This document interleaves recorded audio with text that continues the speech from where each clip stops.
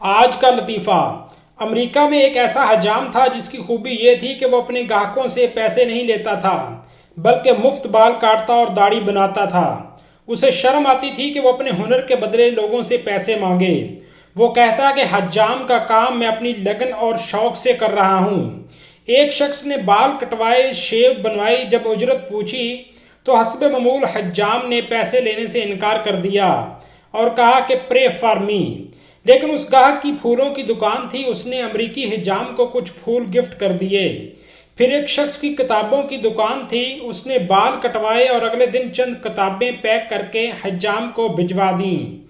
एक शख्स स्टोर वाला आया, उसने दाढ़ी बनवाई और अगले ही दिन कुछ ग्रोसरी का सामान उसके घर पहुंचा दिया, क्योंकि वो पैसे नहीं लेता था। फिर एक दिन एक पाकिस्तानी वहां चला गया, उसने बाल कटवाए, शेव बनाई और गुस्ल किया। और जब हजाम से उजरत पूछी तो हस्बे मामूल उसने ना ली। अब अगली सुबह जब अमरीकी हजाम दुकान पर पहुंचा तो हैरान हो गया कि एक लंबी कतार लगी हुई है और सब के सब पाकिस्तानी हैं, जो इस चक्कर में इंतज़ार कर रहे हैं कि कब दुकान खुलेगी और वो मुफ्त में बाल कटवाएंगे।